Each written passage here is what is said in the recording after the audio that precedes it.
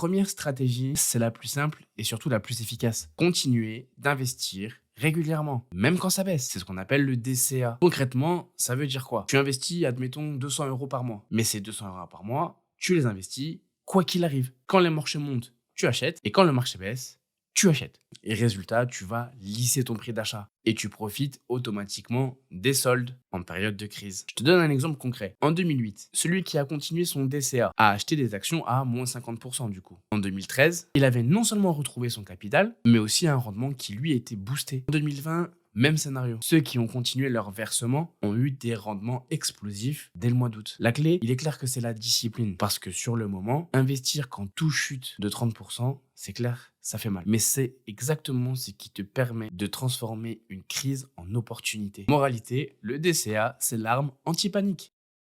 La deuxième stratégie, c'est de ne pas bouger. Ça paraît bête, mais c'est souvent ce qui marche le mieux. On appelle ça le buy and hold. Tu achètes et tu gardes. Même quand ça chute, même quand tout le monde panique, toi, tiens. Pourquoi? Parce que les marchés finissent toujours par remonter. Toujours. Regarde l'histoire. 2008, 2011, 2020... 2022, à chaque fois, la bourse a fini par dépasser ses anciens records. Ceux qui vendent en bas ratent les rebonds. Et le pire, c'est que les meilleurs jours de la bourse arrivent souvent juste après les pires. Si tu rates ces journées, ton rendement chute drastiquement. Je te donne un exemple concret. Après le 23 mars 2020, le S&P 500 reprend 9% en un seul jour, puis 70% sur un an. Si tu as vendu la veille, tu ratais tout. Moralité, parfois la meilleure décision, c'est de rien faire.